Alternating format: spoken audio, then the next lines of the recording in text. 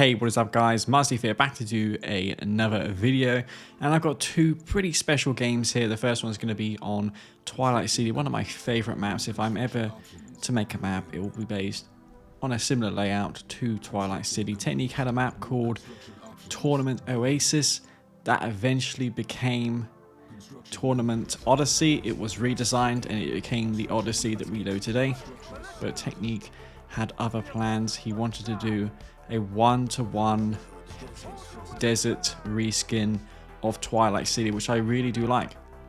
Anyway, this is an exceptional game, and the game afterwards that you guys are going to see is also pretty exceptional. Both of these games deserve a video in their own right. They're both going to be versus Phoenix. Now, Phoenix, from what I understand, he wasn't having the best of days, but he's still going to put on some amazing skill, and he did give me some big problems in these games. Thought I would just make a quick disclaimer so I don't get comments from anyone asking why or who my opponent is, so I'm getting that out of the way, because I sometimes see in my comment section that you guys are curious to know who my opponent is. Now, this map, it has 2 spikes per player.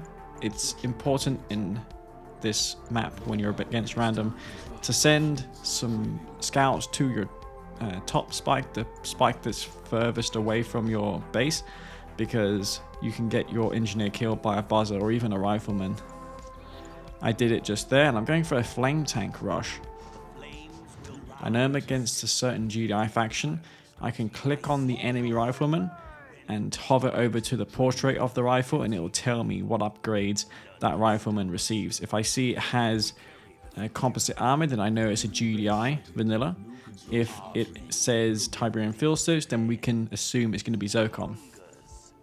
Now, this is the first time I've done this on this map, but what I did with the flame tank was, instead of go around the spike to destroy it, I thought maybe I can destroy it from the high ground. I wasn't too sure, but I discovered, yeah, it's actually possible. So that's going to save a few seconds. When you're flame rushing, every second counts. I'm going to be able to burn that spike down. Now, it is just a regular flame tank, because this is vanilla nod.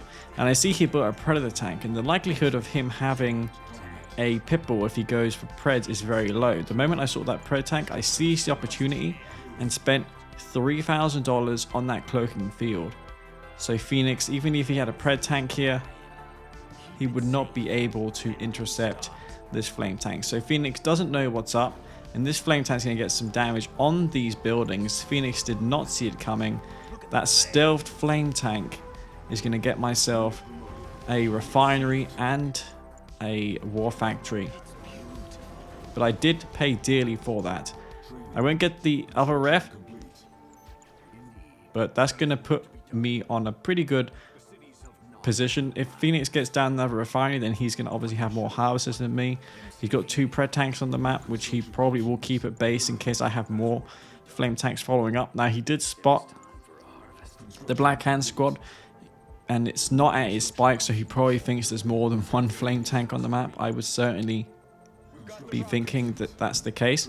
And I'm following this up with a really interesting idea. I've done this a few times, and it's worked brilliantly against GDI factions. I'm not sure if it works against Scrin. I imagine it will work less so because of the buzzer swarm. But yeah, the idea is I go in with my MCV to my opponent's expansion and put down a Voice of Kane to buff my infantry. The goal is to not get any upgrades for this infantry force. I'm going to rely solely on my Voice of Kane to get that 50% increase to the rate of fire of these militants. It also gives them a 25% reduction of incoming damage. And then as well as the Voice of Kane, I'm going to go for a tier 3. This also augments my infantry push, because I can use the redemption support power. There's 1 power plant. I'm pushing it to the limits. I cannot power both refineries and that tier 2 with a singular power plant, but yeah, that's a pretty good value on that power plant. It's going to mean I don't have to spend that much on power plants. I see a sniper team, so I quickly drop down my MCV. I get an air tower for a Venom. Venoms detect stealth. They also kill infantry, so that will allow me to kill that sniper team.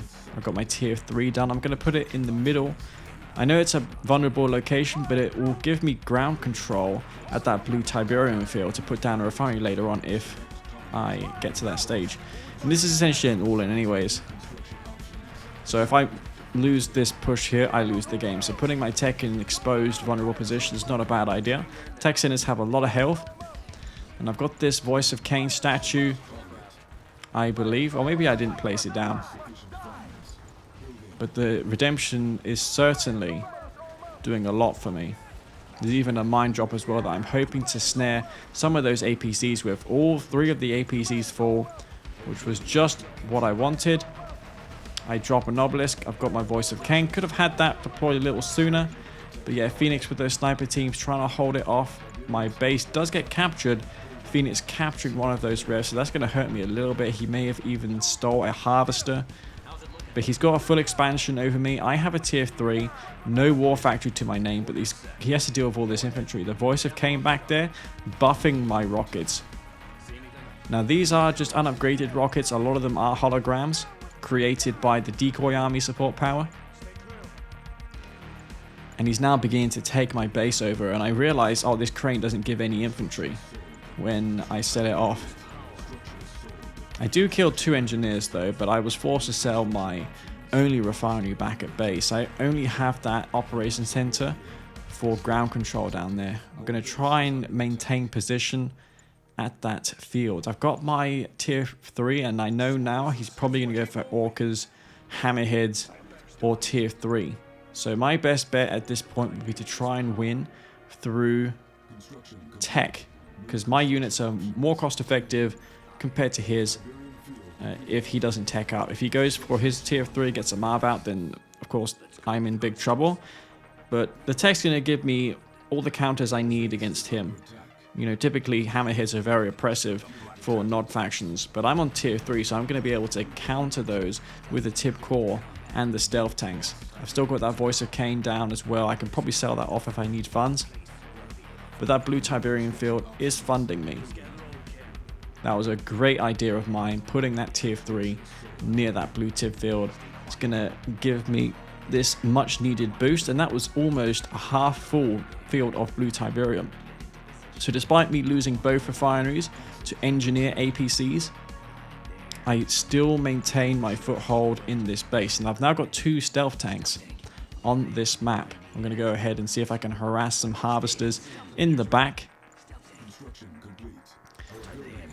And more of my base is getting captured. He captures an upgraded power plant. That was pretty damaging. Now these aren't yet upgraded with tip core, but 1 volley from 2 stealth tanks will kill a harvester. You can also see it does splash damage when you target harvesters that are docking. Those tip core missiles will deal splash damage. Infantry finally getting cleaned up in that base. He's got AP ammo online. My spike gets captured, so now Phoenix is on that 1 spike. He may have also captured my original spike back there. I've killed both of his main spikes. So I did really all the damage I could have done. This Juggernaut's now out for him. He's got a full expansion. I technically have 2 refs, and I'm harvesting from green Tiberium. But it's ideal to get another refinery down in this game. And these stealth tanks are just so obnoxious for the Jedi player. I see there's a lot of pitballs coming out. That Juggernaut's wandering a bit too far forward. He'll want to go back. Those stealth tanks are very, very annoying for Jedi players to deal with. And now the avatars are starting to come out. Stealth tanks. The way to use stealth tanks is you don't want to hang around and lurk around in the same position for too long, because your opponent will just Q move his army to that location. So don't get too greedy. Just snipe 1 unit and fall back. I say this every time I use stealth tanks, but the key to getting the most out of stealth tanks is to just hit and run. Even if there's no counter, you got to assume that your opponent is rallying some forces over there to deal with that threat. redemption support power coming down once again. And if you guys saw my 10 more things you didn't know about Kane's Wrath, you'll know that the redemption that spawns those awakened spawn awakened with more than twice the health of the Mark of Kane awakened. One stealth tank gets sniped, but those militants, really cheap and spammable, are going to be converted to awakened. I did get 5 or 6 awakened squads, and that's probably worth it if I'm honest. And I'm spamming avatars. I'm hoping to just get into that base eventually and clean up the refinery he had at my main. He probably was harvesting with a nod harvester down there. I claim back that avatar husk. I've got lots of avatars, so I can maybe do a push soon with a bunch of infantry. But I need to get sight on what he's up to. You can see he's probably moved his MCV to the 3rd expansion by now. And I built Venoms so I can deal with zone troopers. Because the way that GDI nowadays counters stealth tanks is with those zone troopers. So Venoms are the perfect counter, and I'm upgrading the laser capacitors just for that reason. Now, those 2 Juggernauts back there as well, also causing so much damage. My avatars are falling very quickly. 2 avatars go down, and now these avatars are taking so much damage, they may both go down to the Juggernauts. So 3 avatars falls, but I clean up both of the Juggernauts. The husks go down. That stealth tank getting shots off on that Juggernaut. And I'm going to push through. Venom's being blown up, and I assumed he had an engineer in that APC. I was right. I'm going to kill that. So nice sneaky tactics by Phoenix in this game. And I'm out of funds pretty much at this point. I've got 2-3 avatars, a lot of Venoms which don't win me games. Zone troopers, if they keep nearby those AA turrets, the Venoms will not cause too much issues. But yeah, the reason for the Venoms once again is because I need something to kill the zone troopers. And I can use those to scout ahead so I don't run into them. So, you know, it looks pretty safe here to kill a harvester. But you can't assume that in the fog of war there's nothing. You gotta assume that there's like 2 zone troopers that are about to jump jet into your stealth tank. And that's something you gotta always pay attention to. You're taking risks when this happens. See just there, that zone trooper just jumped in and it almost snared my stealth tank. That was really close. There's also slingshots coming out now for Phoenix. The lasers will make quick work of that zone trooper. And that veteran stealth tank, I'm going to get back to base for repairs. Those jugs are moving forward. That tech is in a really bad position. Phoenix moving in with his MCV to this blue Tiberium field. This would be a 2nd MCV. So he's going to have a base defense already queued, already ready to go. He's going to drop those base defenses down. He's got tungsten shells by the look of things. And this Juggernaut push looks pretty intimidating. I don't know if I can hold it off, especially with all of those zone troopers that he has around. He just has the perfect counter to what I'm doing. So I thought, I've got the laser capacitors. If I purchase dozer blades, I can transition into dozer scorps. This seems like a really good map for scorpion spam, because there's plenty of open terrain and scorps excel on maps like this. I'm getting experience for this stealth tank because I see it has gone elite, and you guys know just how devastating stealth tanks when fully promoted can be.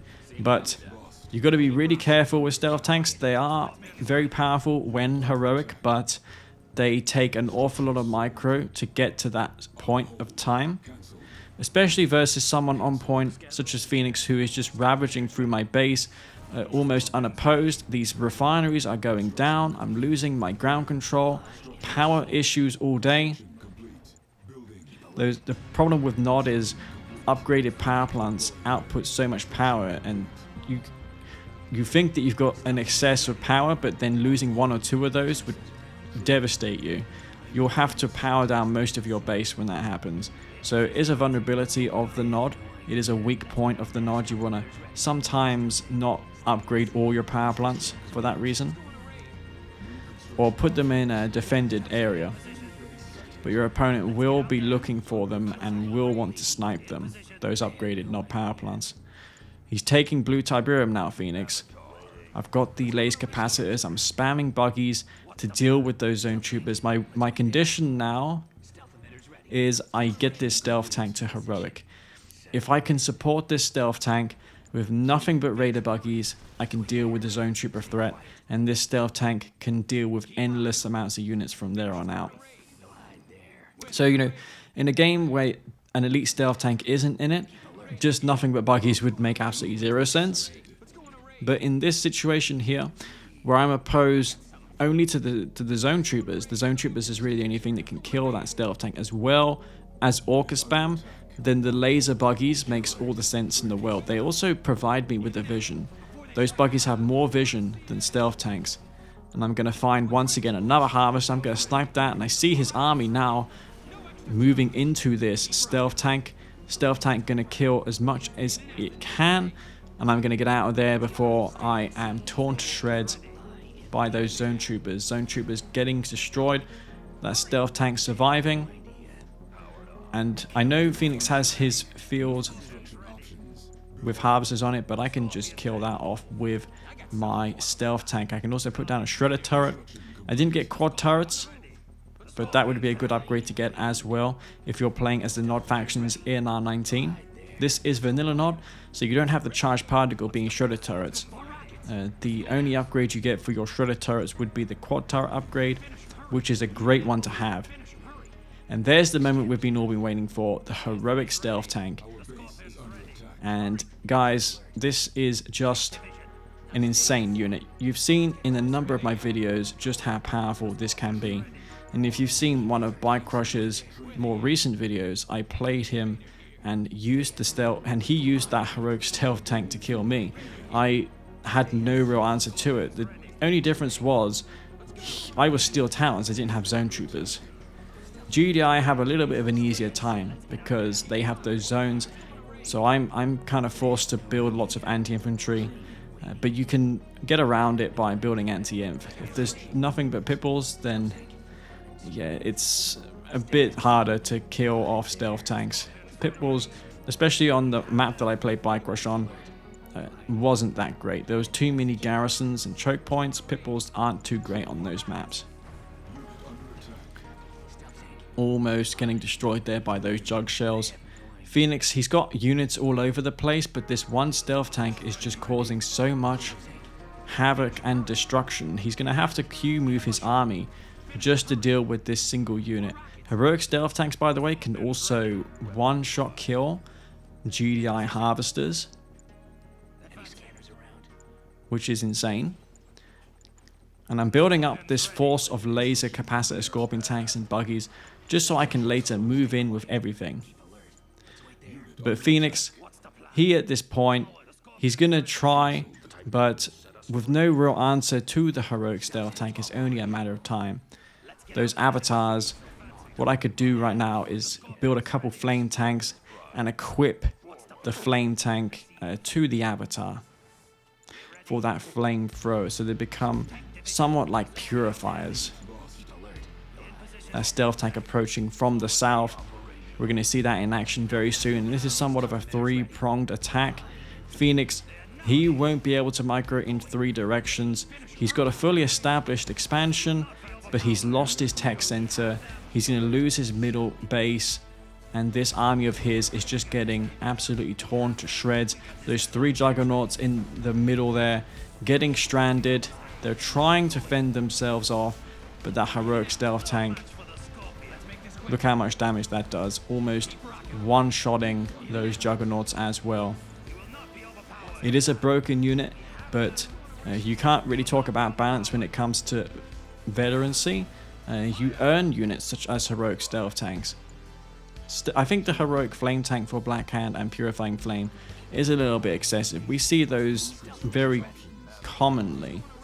I think that should be nerfed. In fact, in R20, Blue Flame will be nerfed in some way. We're thinking of reducing the DPS in reducing the cost at the same time, just so it's not as extreme, because it did somewhat get of an indirect buff in R19 when the laser fencing became weaker.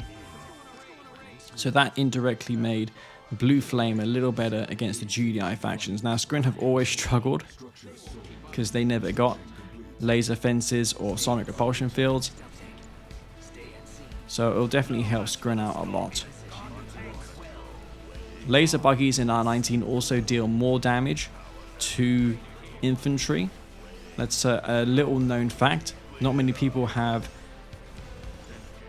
yet found that out.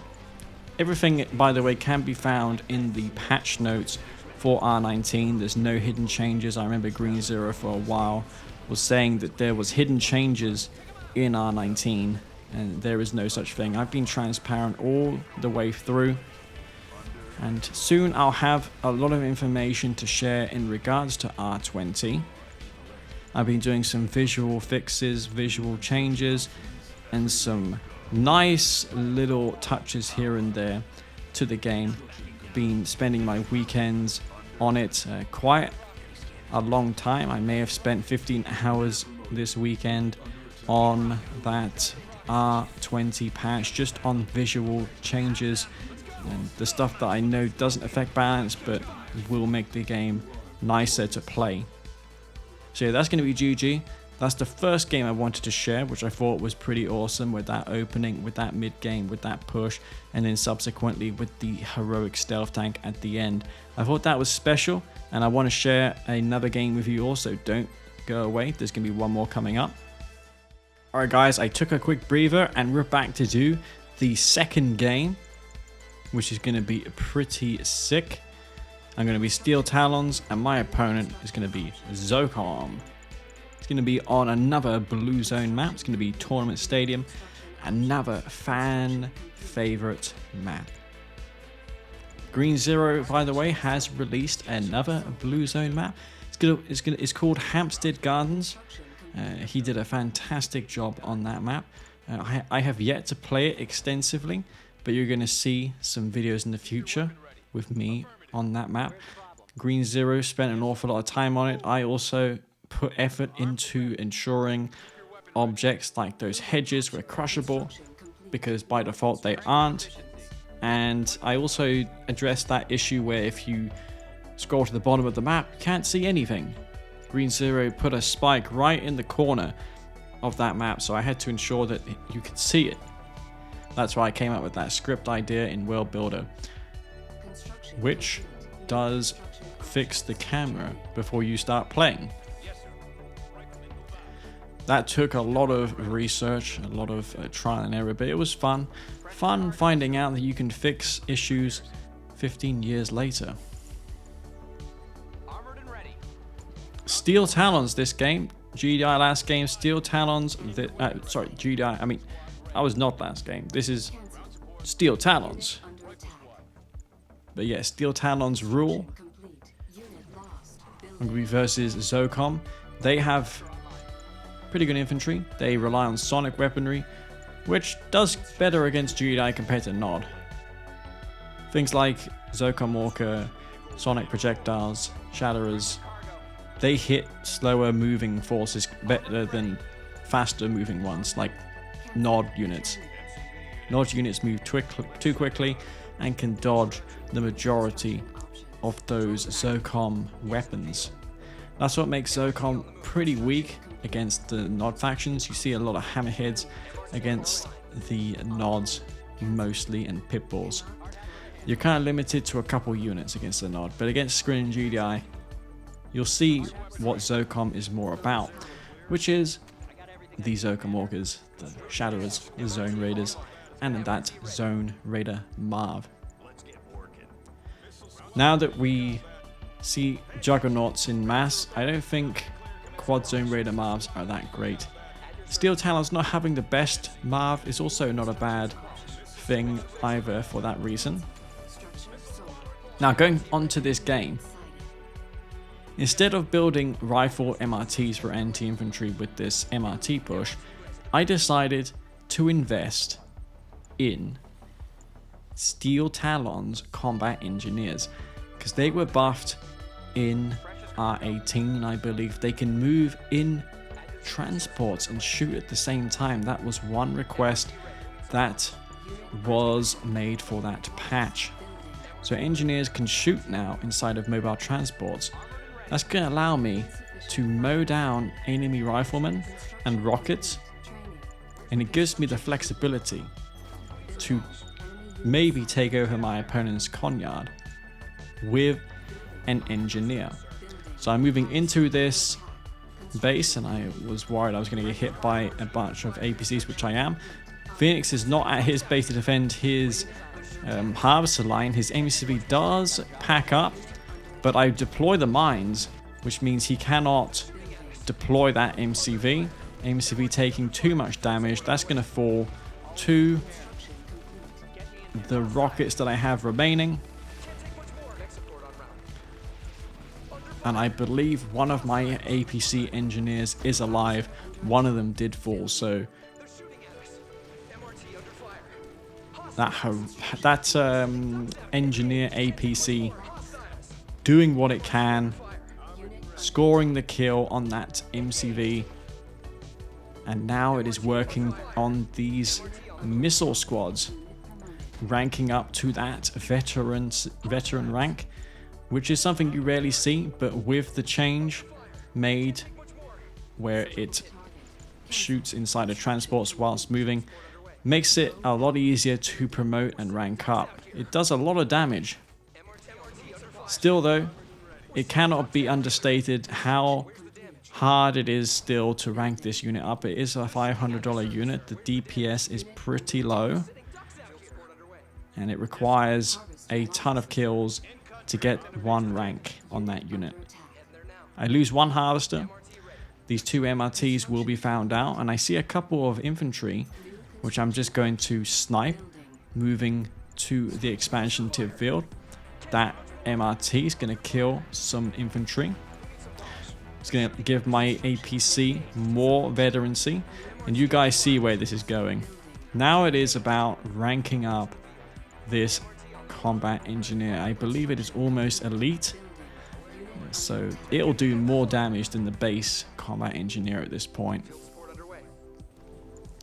It also repairs itself, this MRT. It used to repair infantry, but that was fixed.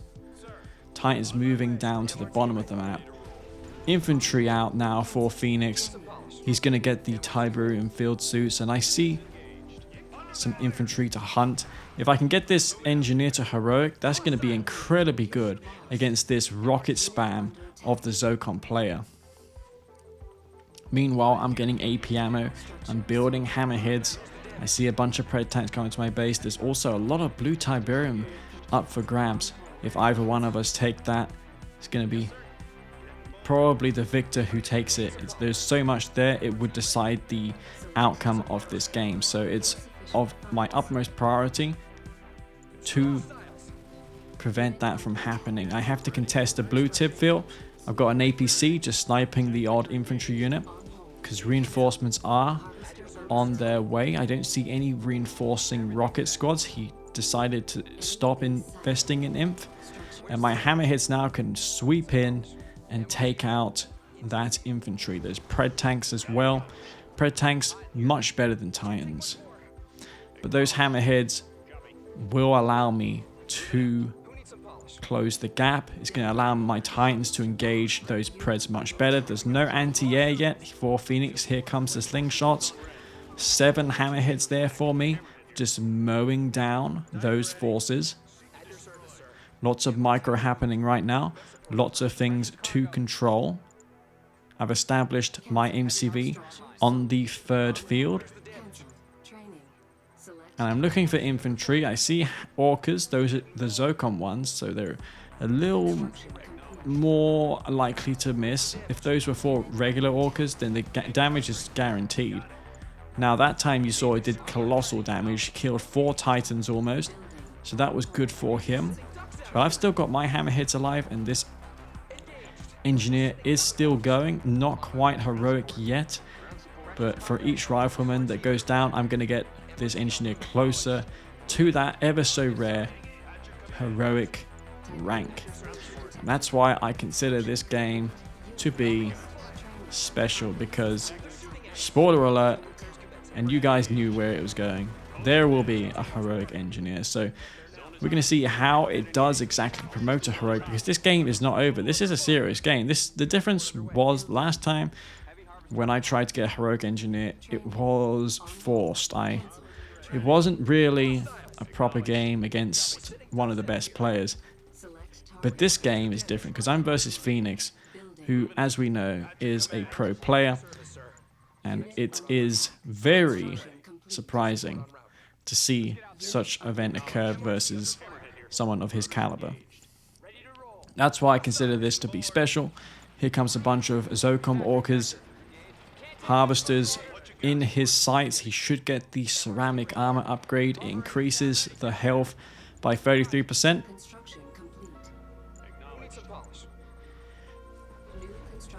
And now I decide it's a good moment to invest in the railguns. Even though I'm versus ZOCOM, it's still worth it to get railguns as steel Talons, because it will deal with any armor threat, even the Marv. I can EMP the Marv with a shockwave and just railgun accelerator my Mammoth tanks. That does more damage than Juggernauts and Behemoths in the back. Plus, unlike Behemoths, Mammoth tanks can fend themselves off against Pred tanks, whereas Juggernauts and Behemoths, they need supporting units. Mammoth tanks are more independent, that's why I like them more. Plus they don't leave husks, so you can venture them into your opponent's base. You can send one up into your opponent's expansion. It doesn't matter if you lose it, because you're not gifting that husk to the enemy. MRT almost going down there to his Pred tanks. Titans in that base. I'm trying to kill harvesters, unsuccessful. Harvesters, not much blue tip there left for me to capture. I'm going to go ahead and take some green instead. And I'm going to capitalize on his apparent lack of anti-air. He's got 3 slingshots moving into position. And this MRT, it's really close, but I still have a way to go yet with that. There's Mammoth tanks moving in without railguns. There's the railgun upgrade, and I'm going to immediately activate this railgun accelerator, which doubles the rate of fire of railgun equipped units such as the Mammoth tank. Look how much damage that's doing. Double the fire rate, forcing that huge army of Preds to pull back and retreat. And now the Mammoth tank moves in, and I believe at this point that's enough Mammoth tanks. He's built tons of Preds, so my choice going railguns was a good one, because he was maybe anticipating me to do the regular thing, which would have been Marv Jug. Preds and Inf deals with that much better, but against these railgun units, against this MRT with an engineer in it, it's going to be tricky with Pred tanks and Inf. Infantry get mowed down and killed by Steel Talon engineers like you wouldn't believe.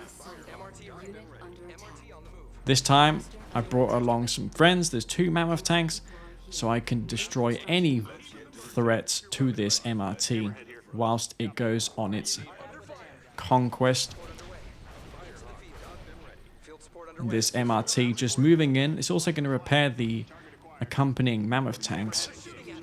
I'm trying to micro and engage in multiple fronts. I've got a Marv out as well, just to serve as a meat shield for my Mammoth tanks, but these Mammoths are meaty in themselves, that they have the adaptive armor upgrade, which is really good. It decreases incoming damage by 40%. The punishment is minuscule. It's always worth it to enable adaptive armor when speed is not a requirement. So I think at this point, I finally got my heroic engineer, and I was ecstatic about this. You can see there it is, a heroic Steel Talons combat engineer in that MRT. A sight that is almost as rare as a heroic planetary assault carrier, though we may see more of those in the future when I fix an experience issue that they have. And look how fast that is firing. Crazy. These zone raiders are going to get absolutely slaughtered if they choose to engage that MRT. It is insane. It's almost like an Uzi at this point. That single MRT with that heroic combat engineer can now deal with advanced elite zone infantry. Shockwave comes down on that Marv, but it is a naked Marv. It doesn't have anything inside of it either. So it's not a big thing to lose, because I still have my Reclamator hub. I can still rebuild this. This Mammoth tank, I'm going to put the RJ on just to thin out this Pred tank force. This Marv is serving its purpose. It's tanking that damage while the Mammoth tanks kill off the rest of his army. And the Marv lives, which is surprising. And I wanted to demonstrate this. Look at that, man. That is a crazy amount of fire rate there. I think, and you're going to see it in action against a couple infantry forces as this game ends here. These ZOCOM Orcas getting a last salvo of rockets off. No Wolverines left for me, so it's up to this lone MRT with an engineer to kill off these zone raiders. And look at that, one shot pretty much on that zone raider squad. And there it goes down. The MCV falls as well. I even evac kit. I get the last shot off on that zone raider engineer, establishing dominance. Steel Talons, trusty combat engineer, coming through there with a win against ZOCOM in probably the one and only time you'll ever see it. So those were two awesome games that I wanted to share with you all. I don't think these things happen often. That first game was a very unusual tactic, and it has been viable for me in several games. That second game was just really unique in its own way because of that heroic engineer. Anyways, guys, I hope you all enjoyed that video. Was a lot of casting. Not used to casting this much, but I wanted to give you all some more content because I haven't been posting much videos of this type for a while. Not only that, but I'd like to thank everyone who's been supporting me on Patreon for their continued support. It's helped me stay motivated with R20 development, and also their contribution has led to the success of R19 and the 4K mod, which I am proud of. So I want to thank you all very much, guys, for watching this video, and I'll see you all next time. Peace out.